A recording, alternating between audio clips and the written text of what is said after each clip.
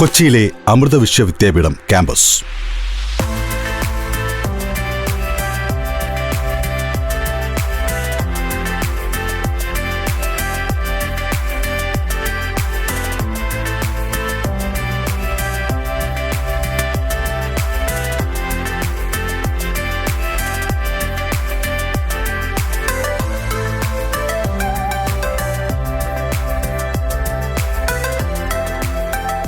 അറിവിനും ആത്മീയതയ്ക്കും സംസ്കാരത്തിനും ഒരുപോലെ പ്രാധാന്യം നൽകുന്ന പഠനശാല കഴിഞ്ഞ ദിവസങ്ങളിൽ ഒരു പ്രത്യേക സംഗമത്തിന് സാക്ഷിയായി.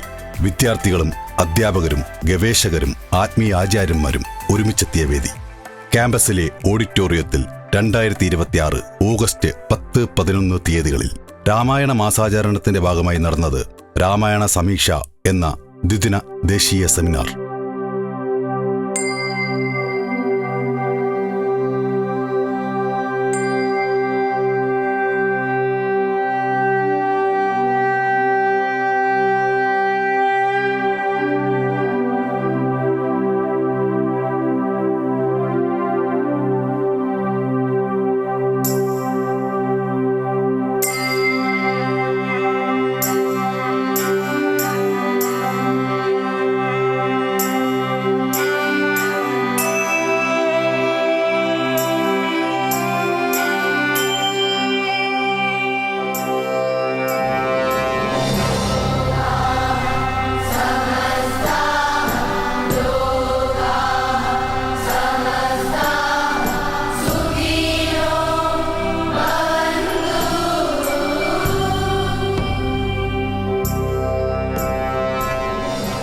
Om Amriteshwaraya Namaha. My humble prostrations at the lotus feet of our most beloved Amma, Sadguru Shri Mata Amritanandamayi Devi. My humble pranams to Brahmachari Dr. Achyutamrita Chaitanya.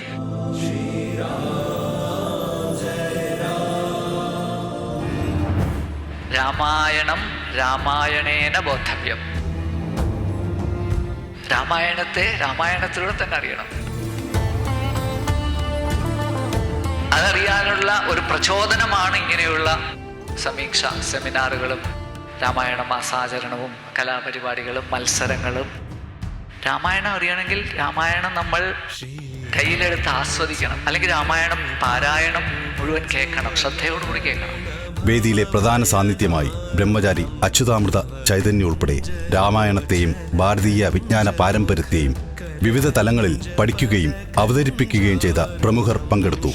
Ramayana സമീക്ഷ എന്ന ഈ ജ്ഞാനസഭ നമ്മുടെ കുട്ടികളിലേക്കും അതുപോലെ തന്നെ സമൂഹത്തിലേക്കും നമ്മുടെ ഉദാത്തമായ ആദർശങ്ങളെ പകർന്നു കൊടുക്കുവാനുള്ള വളരെ ശ്ലാഘനീയമായ ഒരു ഉദ്യമമായിട്ടാണ് എനിക്ക് തോന്നുന്നത്. രാമായണം ഭാരതീയ സമൂഹത്തിൻ്റെ ഹൃദയമിടിപ്പാണ് എന്ന് പറയാം. നമ്മുടെ ജീവിതത്തെ, സമൂഹ ജീവിതത്തെയും വ്യക്തി ജീവിതത്തെയും കുടുംബജീവിതത്തെയും രാഷ്ട്രജീവിതത്തെയും എല്ലാം നിയന്ത്രിക്കുന്നതിൽ രാമായണം വഹിച്ചിട്ടുള്ള പങ്ക് അനിഷേധ്യമാണ്. കാലം മാറി, ജീവിത രീതികൾ മാറി, സമൂഹം മാറി. പക്ഷേ രാമായണം ഉയർത്തുന്ന ചോദ്യങ്ങൾ ഇന്നും നമ്മുടെ മുന്നിലുണ്ട്. ധർമ്മം എന്താണ്? കർത്തവ്യം എന്താണ്? ബന്ധങ്ങളുടെ വില എന്താണ്? ഒരു മനുഷ്യൻ എങ്ങനെ ജീവിക്കണം? ഈ ചോദ്യങ്ങളെ പുതിയ കാലത്തിന്റെ കാഴ്ചപ്പാടിൽ വായിച്ചറിയാനുള്ള ശ്രമമായിരുന്നു രാമായണ സമീക്ഷ. അമൃത വിശ്വവിദ്യാപീഠം കൊച്ചി ക്യാമ്പസിൽ വർഷങ്ങളായിട്ട് നമ്മൾ രാമായണ മാസാചരണം നടത്താറുണ്ട്. അത് ഒരു മാസം നീണ്ടു നിൽക്കുന്ന വിവിധ പരിപാടികളോടെയാണ് നമ്മൾ നടത്താറുള്ളത്. കഴിഞ്ഞ 2 വർഷമായിട്ട് അതോടൊപ്പം തന്നെ രാമായണ സമീക്ഷ എന്ന പേരിൽ ഒരു ദേശീയ സെമിനാർ കൂടെ നമ്മൾ സംഘടിപ്പിക്കുന്നുണ്ട്. അപ്പോൾ ഇതിൽ വിവിധ വിഷയങ്ങൾ പ്രഗത്ഭരായ ആളുകൾ വന്ന് പറയുന്ന ഒരു ദേശീയ സെമിനാറാണ് രാമായണ സമീക്ഷ എന്ന് പറയുന്നത്. ഈ സെമിനാറിന് ആശയപരമായ നേതൃത്വവും ഏകോപനവും നൽകിയത് അമൃത വിശ്വവിദ്യാപീഠം കൊച്ചി ക്യാമ്പസിലെ ഡീൻ ഡോക്ടർ യു കൃഷ്ണകുമാർ ആയിരുന്നു.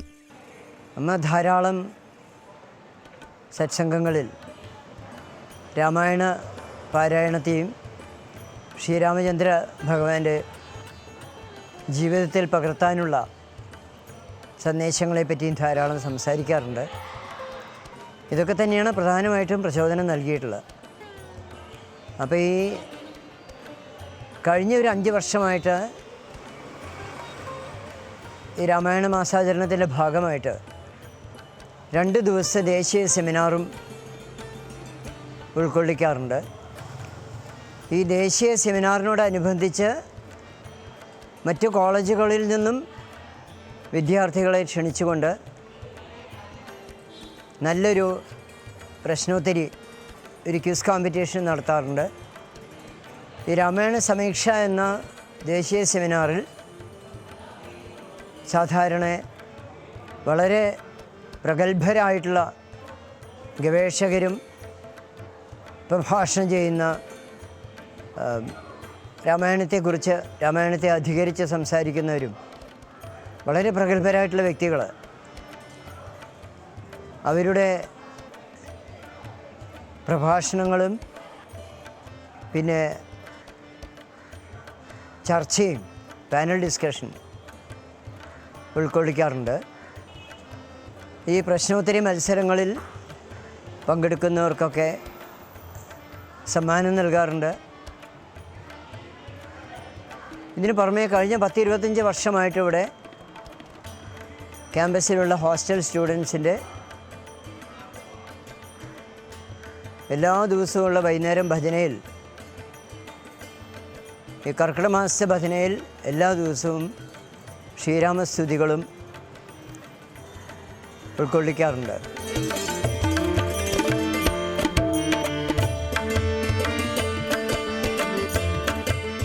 ഇപ്പോൾ ഒരു പാനൽ ഡിസ്കഷനാണ്. Topic Mama Dharma in Ramayanam. രാമായണം ഒരു ധർമ്മഗ്രന്ഥം കൂടിയാണ്. രാമൻ മനുഷ്യരൂപമെടുത്ത ധർമ്മവുമാണ്. So how this Ramayana narrated dharma, what is Mama Dharma, എൻ്റെ ധർമ്മം എന്താണ്? ദശരഥന്റെ മകനായിരുന്ന രാമൻ ഒരു കാലത്ത് ജീവിച്ചിരുന്നു. ഓക്കെ, നല്ല കഥ. ഇതിൽ എനിക്കെന്ത് കാര്യം? എനിക്ക് കാര്യമുണ്ടെങ്കിൽ മാത്രമേ ഇന്നത്തെ ജനറേഷൻ അതുകൊണ്ട് ഗുണമുള്ളൂ, നാളത്തെ ജനറേഷൻ. ഈ വിഷയമാണ് നമ്മൾ ഇവിടെ ഡിസ്കസ് ചെയ്യാൻ പോകുന്നത്.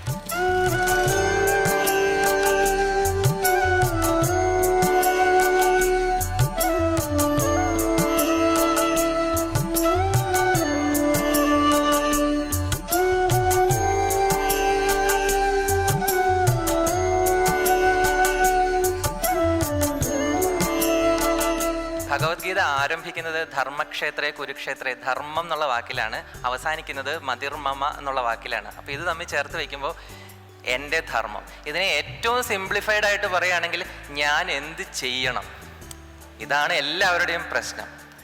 നമ്മുടെ മുമ്പിൽ ഒരുപാട് ഓപ്ഷൻ ഉണ്ട്, നമുക്ക് ഒരെണ്ണം അതിൽ നിന്ന് ചൂസ് ചെയ്യാൻ പറ്റുള്ളൂ. എല്ലായ്പ്പോഴും ഇതാണ് മനുഷ്യൻ്റെ പ്രശ്നം, to be or not to be. അപ്പം മമധർമ്മ ശരിക്കും ഭഗവത്ഗീതയിലുണ്ട്, അതിനേക്കാൾ ഏറെയായിട്ട് മഹാഭാരതത്തിലുണ്ട്.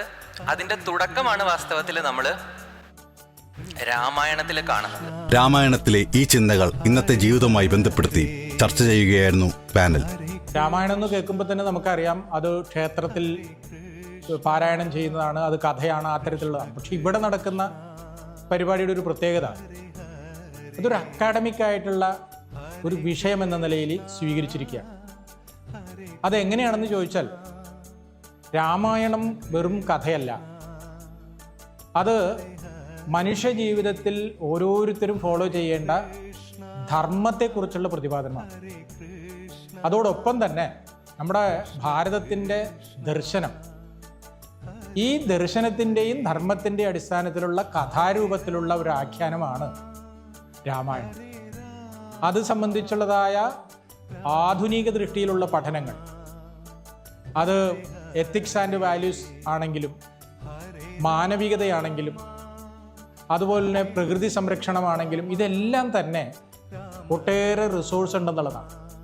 ദൗർഭാഗ്യവശാൽ നമ്മുടെ അക്കാഡമിക സമൂഹത്തിൽ ഇത്തരത്തിലുള്ളൊരു സമീപനം ഇന്നോളം വന്നിട്ടില്ല. അതുകൊണ്ട് എനിക്ക് ഉറപ്പ് പറയാൻ സാധിക്കും, അമൃത യൂണിവേഴ്സിറ്റിയിൽ നടക്കുന്ന ഈ പരിപാടി മിനിസ്ട്രി ഓഫ് എഡ്യൂക്കേഷൻ്റെ കീഴിലുള്ള ഇന്ത്യൻ നോളജ് സിസ്റ്റവുമായി അങ്ങേയറ്റം ബന്ധപ്പെടുത്തി ഉള്ള ഒരു സംവിധാനമാണ്. രാമ രാമ ഹരേ ഹരേ.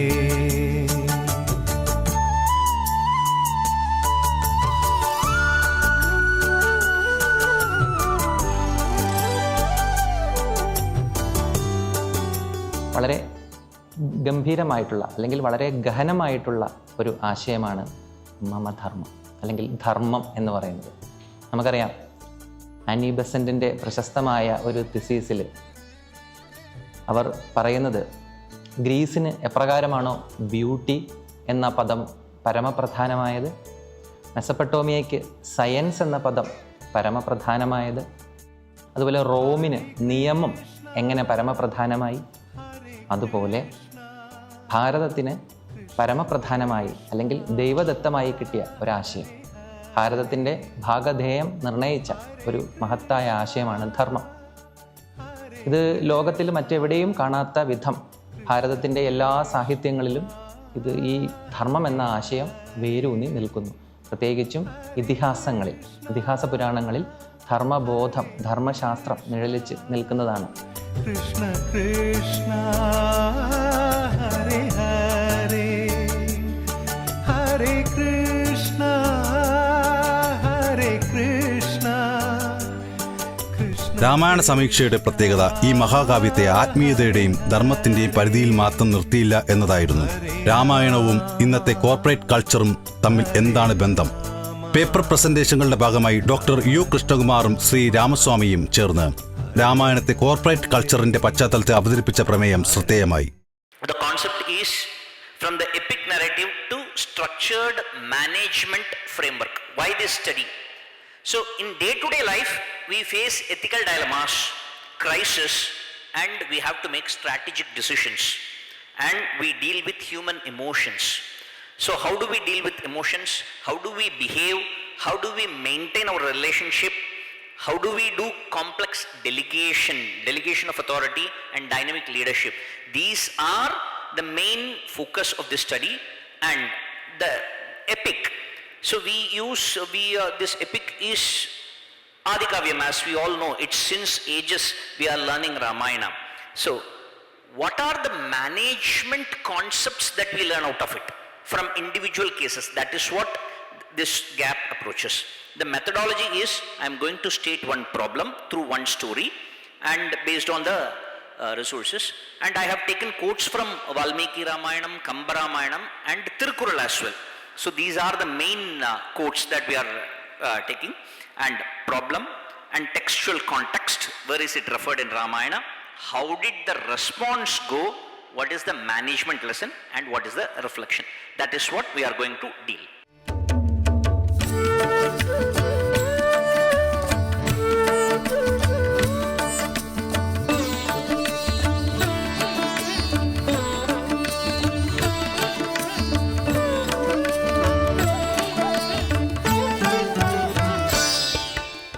കോർപ്പറേറ്റ് കൾച്ചറിൽ ഇന്ന് കോർപ്പറേറ്റ് കമ്പനികളെല്ലാം നോക്കുന്നത്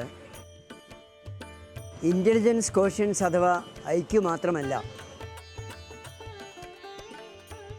ഒരു കോർപ്പറേറ്റിലേക്ക് ഒരു കുട്ടിയെ റിക്രൂട്ട് ചെയ്യുമ്പോൾ, ഇവിടെ നിന്നടക്കം അമൃതയുടെ ഒരു ക്യാമ്പസിന് പോലും കോർപ്പറേറ്റിലേക്ക് ഒരു കുട്ടിയെ റിക്രൂട്ട് ചെയ്യുമ്പോൾ അവർ പ്രധാനമായിട്ടും നോക്കുന്നത് വെറും ഇൻ്റലിജൻസ് കോഷ്യൻസോ ആ കുട്ടിയുടെ സബ്ജക്റ്റിലുള്ള പ്രാവീണ്യം മാത്രമല്ല, ഇമോഷണൽ കോഷ്യൻസ്, ഇമോഷണൽ ഇൻ്റലിജൻസ്,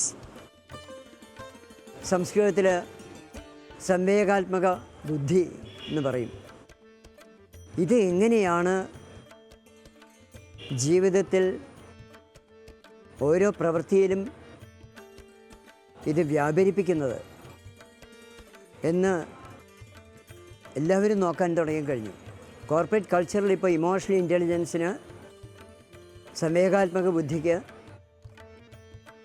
വളരെയധികം പ്രാധാന്യം കൽപ്പിച്ചു തുടങ്ങി. കാരണം സംവേഗാത്മകമായിട്ടുള്ള ബുദ്ധിയുടെ പ്രയോഗം എന്ന് പറയുമ്പോൾ ആദ്യം നമ്മളെ കഴിവുകളെയും ദൗർബല്യങ്ങളെയും രണ്ടും മനസ്സിലാക്കുക എന്നുള്ള ഒരു സെൽഫ് അവെയർനെസ്. അതാണ് ആദ്യത്തെ ഘടകം. ഇതുണ്ടെങ്കിലേ നമ്മൾക്കത് മനസ്സിലാക്കി അതിൽ കൊണ്ടുവരേണ്ട അപാകതകളെ മാറ്റുക എന്നുള്ള ഒരു പ്രക്രിയയിലേക്ക് നമുക്ക് മാറ്റാൻ പറ്റുള്ളൂ. അവിടെയാണ് അമ്മയെപ്പോലത്തെ ഗുരുക്കന്മാരുടെ പ്രാധാന്യം. നമ്മുടെ മനസ്സിൻ്റെ ശക്തികളെ തിരിച്ചറിഞ്ഞ് ആ മനസ്സിൽ നമ്മുടെ ചിന്തകളെ നിയന്ത്രിച്ച് പോസിറ്റീവ് ആക്കാനുള്ള കഴിവ് ഒരു ഗുരുവിന് നൽകാൻ പറ്റും. അമ്മ യൂണിവേഴ്സിറ്റിയിലടക്കം ഞങ്ങളോട് പറഞ്ഞിട്ടുള്ളത് എല്ലാ റിസർച്ചും കമ്പാഷനോട് കൂടിയിട്ട് വേണം. കമ്പാഷൻ അപ്ലൈ ചെയ്യാൻ വേണ്ടിയിട്ടാണ് വേണം റിസർച്ച് ചെയ്യാൻ. റിസർച്ച് വിത്ത് കമ്പാഷൻ എന്നാണ് അമ്മ പറയണത് ഇംഗ്ലീഷിൽ പറഞ്ഞാൽ. അപ്പോൾ ഇത് നമ്മൾ പ്രാവർത്തികമാക്കണമെങ്കിൽ നാം നമ്മുടെ ഈ സെൽഫ് അവെയർനെസ്സോട് കൂടി നമ്മുടെ സെൽഫ് കൺട്രോൾ കൊണ്ടുവരണം. ഇതാണ് രണ്ടാമത്തെ ഘടകം ഇമോഷണൽ ഇൻ്റലിജൻസിൽ. മൂന്നാമത്തെ ഘടകം സൊസൈറ്റിക്ക് എന്തൊക്കെയാണ് വേണ്ടത്, സൊസൈറ്റിയുടെ പൾസ് നമ്മൾ മനസ്സിലാക്കുക. സൊസൈറ്റി എങ്ങനെയാണ് ഓരോ വ്യക്തിയോടും പ്രതികരിക്കുന്നതെന്നുള്ളതും അതിനനുസരിച്ച് വ്യക്തികളിൽ എങ്ങനെ സൊസൈറ്റിക്ക് സ്വാധീനം ചെലുത്താൻ പറ്റും എന്നുള്ളതും. ഇതാണ് സൊസൈറ്റിയൽ അവെയർനെസ്. ഈ സൊസൈറ്റിയൽ അവെയർനെസ്സാണ് അമ്മയുടെ സാന്നിധ്യം കൊണ്ട് അന്യനിമിഷം അമ്മയെപ്പോലത്തെ മഹാത്മാക്കളുടെ സാന്നിധ്യം അന്യനിമിഷവും ഉണ്ടാക്കിക്കൊണ്ടിരിക്കുന്ന സൊസൈറ്റിയുടെ പൾസ് നിരീക്ഷിക്കലാണ്, ഒബ്സർവേഷനാണ്. ആ സൊസൈറ്റിക്ക് വേണ്ടത് കൊടുക്കുകയാണ് അമ്മ ചെയ്യുന്നത്. Communication lessons from the Ramayana. രാമായണത്തിലെ ആശയവിനിമയത്തിന്റെ വിവിധ തലങ്ങളിലേക്ക് ശ്രദ്ധ തിരിച്ച മറ്റൊരു സെക്ഷൻ. രാമായണത്തിൻ്റെ വരികളിലൂടെ കടന്നു പോകുമ്പോൾ അതിൽ നമുക്ക് എന്തു വേണമോ അത് രാമായണത്തിൽ നിന്ന് നമുക്ക് ലഭിക്കും. ഇവിടെ ആശയവിനിമയ പാഠങ്ങളെക്കുറിച്ച് പറയുമ്പോൾ രാമായണത്തിലെ ധാരാളം സന്ദർഭങ്ങൾ അതിൻ്റെ പ്രാധാന്യം, ആശയവിനിമയം എങ്ങനെ വേണം എന്നുള്ളതെല്ലാം വളരെ വ്യക്തമായിട്ട് നമുക്ക് കാണിച്ചു തരുന്നുണ്ട്. നമുക്കറിയാം, വേദങ്ങൾ വിധി നിഷേധങ്ങൾ നമുക്ക് പറഞ്ഞു തരുമ്പോൾ എങ്ങനെ വേണം എങ്ങനെ അരുത് എന്ന് പറഞ്ഞു തരുമ്പോൾ രാമായണം പോലുള്ള കാവ്യങ്ങൾ അതിനെ വളരെ മൃദുവായിട്ട് അല്ലെങ്കിൽ വളരെ നമുക്ക് മനസ്സിലാകുന്ന രീതിയിൽ കഥകളിലൂടെയും കഥാപാത്രങ്ങളിലൂടെയും നമുക്ക് വ്യക്തമാക്കി തരുന്നുണ്ട്. ഇപ്പോൾ ഹനുമാൻ്റെ കാര്യം തന്നെ എടുത്തു കഴിഞ്ഞാൽ ഏറ്റവും നല്ല ആശയവിനിമയ പടു എന്ന രീതിയിൽ അദ്ദേഹത്തെ ശ്രീരാമൻ വിശേഷിപ്പിക്കുന്നുണ്ട്. അവരാദ്യമായിട്ട് കണ്ടുമുട്ടുന്ന സന്ദർഭത്തിൽ തന്നെ ഏതാനും വാക്കുകളിൽ നിന്ന് തന്നെ ഹനുമാൻ സംസാരിച്ച ഏതാനും വാക്കുകളിൽ നിന്ന് തന്നെ ശ്രീരാമന് മനസ്സിലായി ഇദ്ദേഹം വളരെ നല്ല രീതിയിൽ സംസാരിക്കുന്ന, ആശയം വ്യക്തമായിട്ട് മറ്റുള്ളവർക്ക് പകർന്നു കഴിയുന്ന ഒരു വ്യക്തിയാണ് എന്ന്. അങ്ങനെ ആ സൗഹൃദം ദൃഢമായി തീർന്നു. ഇതുപോലുള്ള അനേക സന്ദർഭങ്ങൾ ആശയവിനിമയത്തിൻ്റെ പ്രാധാന്യം നമുക്ക് കാണിച്ചു തരുന്ന ധാരാളം സന്ദർഭങ്ങളുണ്ട്. അതുപോലെ എങ്ങനെ നന്നായിട്ട് ആശയവിനിമയം നടത്തണം, ഒരു കാര്യം എങ്ങനെ അവതരിപ്പിക്കണം എന്നുള്ളത് എല്ലാം ഹനുമാനിലൂടെ ധാരാളം നമുക്ക് പഠിക്കുവാനുണ്ട്. അപ്പോൾ ഇങ്ങനെ കുട്ടികളെ സംബന്ധിച്ചിടത്തോളം അക്കാദമിക്കായിട്ടുള്ള ഒരു ആസ്പെക്റ്റ് ഈ രാമായണത്തിൽ ഉണ്ട്. അപ്പോൾ ആ രീതിയിലും കൂടി അവർ രാമായണത്തെ കാണുമ്പോഴാണ് ഇന്നത്തെ കാലത്ത് നമ്മൾ നേരിടുന്ന പല പ്രശ്നങ്ങൾക്കും രാമായണത്തിൽ പരിഹാരമുണ്ട് എന്നുള്ള ഒരു വ്യക്തത അവർക്കുണ്ടാവുക. അതിന് ഇത്തരം സെമിനാറുകൾ പ്രയോജനം ചെയ്യട്ടെ. രണ്ടാം ദിവസം വിദ്യാർത്ഥികളുടെ രാമായണ പാരായണത്തോടെയാണ് പരിപാടികൾ ആരംഭിച്ചത്.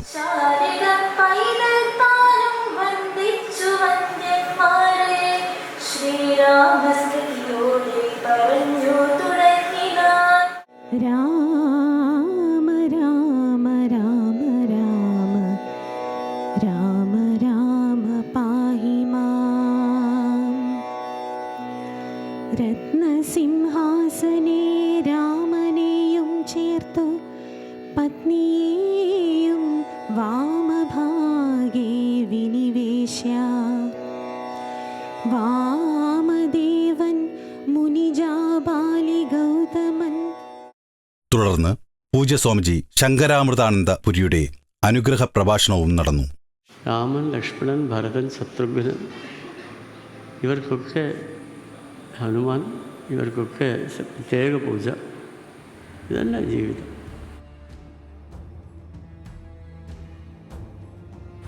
രാമായണ വായനയ്ക്കൊരു പ്രത്യേകതയുണ്ട്.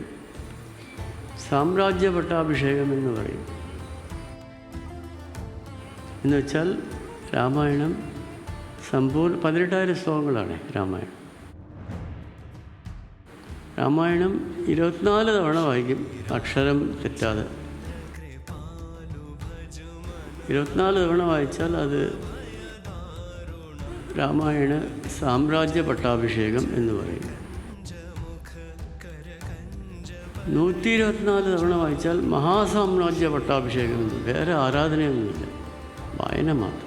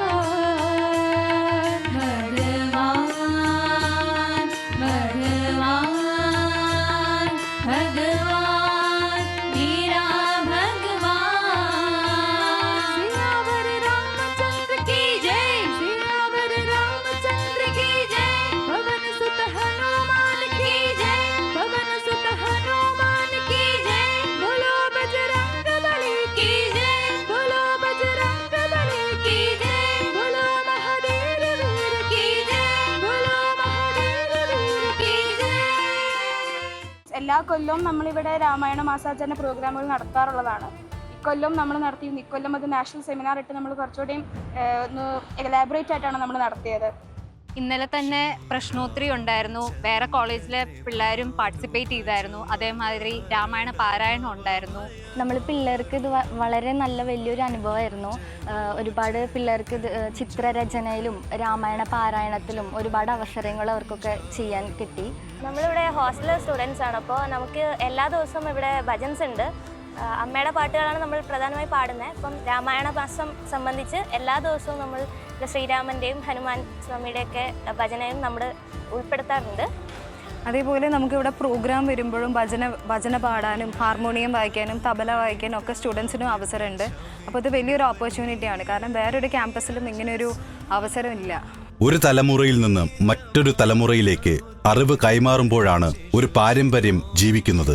അമ്മയുടെ ജീവിത ദർശനത്തിലും ഈ ചിന്തയ്ക്ക് വലിയ സ്ഥാനമുണ്ട്. നമ്മുടെ അറിവും കഴിവും സ്വന്തം വളർച്ചയ്ക്ക് മാത്രമല്ല, മറ്റുള്ളവരുടെ നന്മയ്ക്കും ഉപയോഗിക്കണം. രാമായണത്തെ അമ്മയുടെ ഈ കാഴ്ചപ്പാടിൽ വായിക്കുമ്പോൾ ധർമ്മം ഒരു വ്യക്തിയുടെ സ്വകാര്യമായ മൂല്യം മാത്രമല്ല, അത് മറ്റുള്ളവരോടുള്ള സ്നേഹത്തിലും കരുണയിലും സേവനത്തിലും ഉത്തരവാദിത്വത്തിലും പ്രകടമാകുന്ന ഒന്നുകൂടിയാണ്.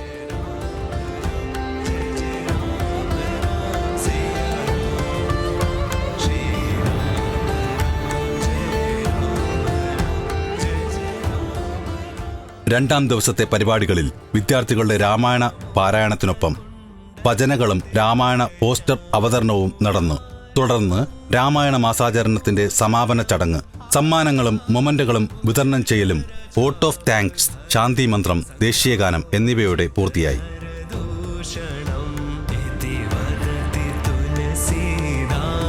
ശങ്കര ശേഷ മുനി മന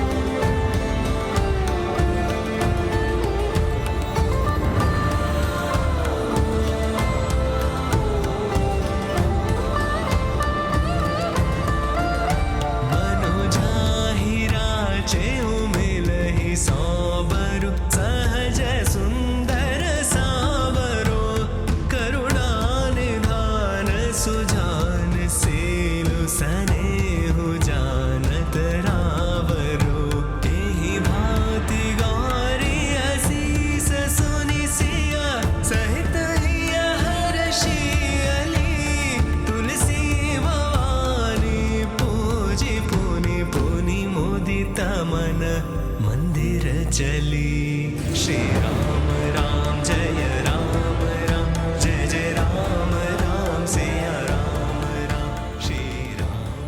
ഒരു മഹാകാവ്യത്തെ പഴയകാലത്തിൻ്റെ കഥയായി മാത്രം കാണാതെ ഇന്നത്തെ മനുഷ്യനോടും കുടുംബത്തോടും സമൂഹത്തോടും കോർപ്പറേറ്റ് ലോകത്തോടും സംസാരിക്കുന്ന ഒരു ജീവിക്കുന്ന വിജ്ഞാന പാരമ്പര്യമായി വീണ്ടും വായിക്കുകയായിരുന്നു ഈ ദേശീയ സെമിനാർ.